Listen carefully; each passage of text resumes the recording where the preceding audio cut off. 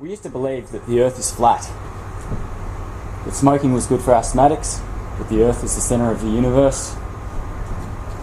Before the invention of railways, scientists used to believe that we would suffocate if we travelled at faster than 30 miles per hour.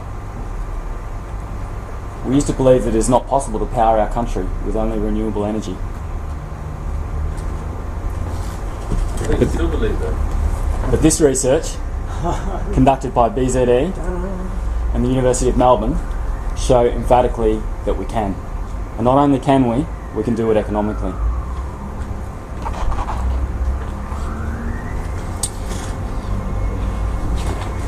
Now, just going to read something here from Malcolm Turnbull.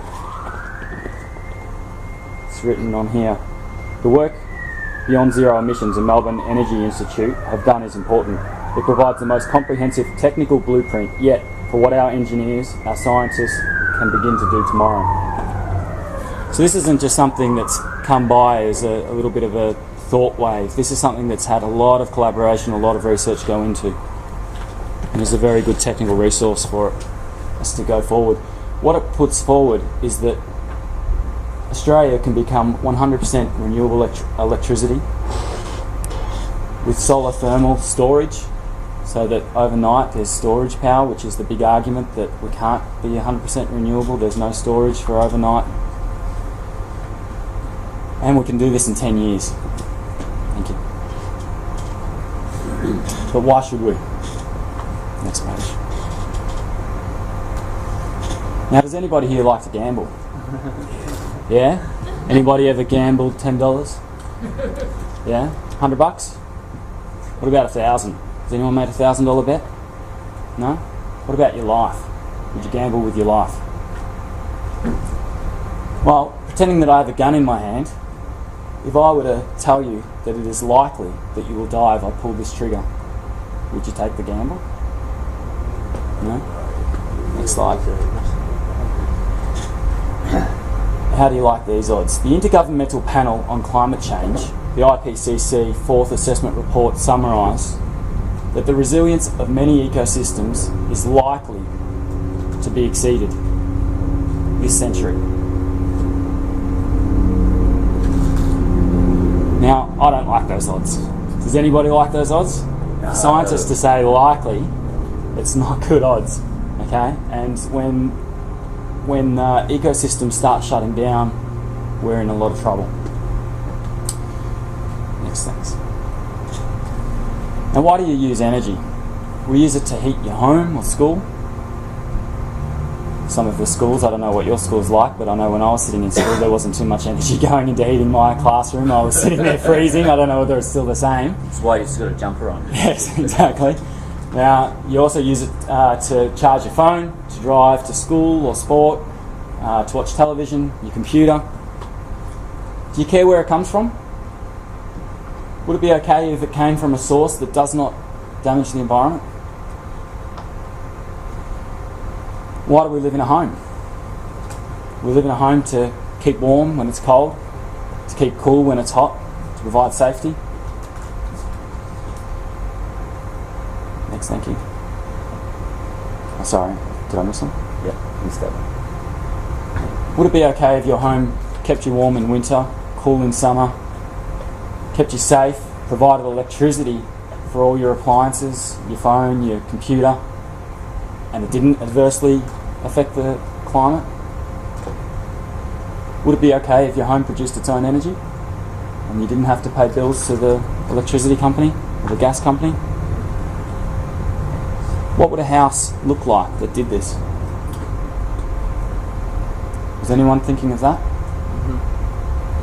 This is the average suburban home. It doesn't really matter what that home looks like, your home may look different. And you know, we've got a lot of photos that I can go through later to show you all the range of homes that we've retrofitted and that can become energy efficient, can become net zero energy homes. Now, after having written the Stationary Energy Plan, Zero Carbon Australia has Zero Emissions, Beyond Zero Emissions, has written the Zero Carbon Australia Buildings Plan. Okay, again in conjunction with the Melbourne Energy Institute and the University of Melbourne. Now, this again has been a plan that has had a lot of work go into it, a lot of researchers, a lot of dedicated time, and a lot of projections as to and mapping as to how we can go forward with our building stock to turn them into net zero homes. Any home can do this, and it will pay for itself to do so. The research we've done at BCZE in collaboration with Melbourne University and the Melbourne Institute shows emphatically that this is the case, that it will pay for itself, and that we can start doing it right now. We can do this in all these different ways. Now that you've seen all the wonderful ways that we can do this and how easy it is, you have the power. There are 600 of you here today in Year 11 and Year 12. You're living in 600 homes. That is a lot of energy that you currently consume. In fact, in Australia, we have the richest way of life. We are the richest per capita country in the world. We use the most energy, just behind the United Arab Emirates, I believe. We're even in front of Americans at this stage, I believe. Now, what can you do? You can tell your parents that they can save money by making their homes more comfortable. They won't believe you, of course, because what would you know? You're just a teenager, right? But you have these plans behind you. You have the research and the know-how that's come from these plans, and these are going to be available to you within your library, within the school. You can access it. We'll be able to also access it online. These plans are online, and you can call Beyond Zero Emissions and the Energy Freedom Group, which is an action arm, as I discussed earlier, of Beyond Zero Emissions.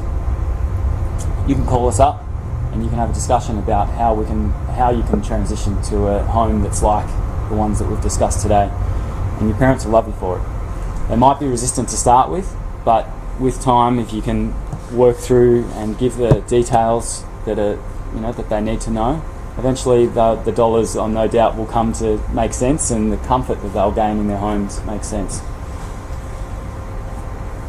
So not only will you save a lot of money, but you'll also have a much nicer home to live in. A home with new appliances, a home that's comfortable year round, in summer and in winter. In 2015, there will be 150,000 of you turning 18 in Australia.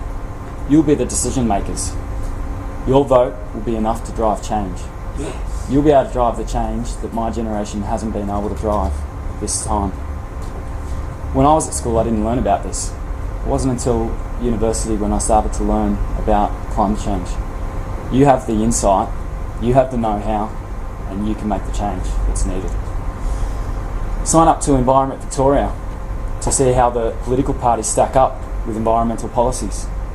You can go online, look up Environment Victoria, and they have a vote compass there to show you which parties are doing what for the environment. This is a really easy way to be able to see who you're going to vote for. How do they stack up? Will there be a world for you to live in? Will there be a world for your children, your grandchildren? You can be the change that our country and world are depending on. Our future lies with you.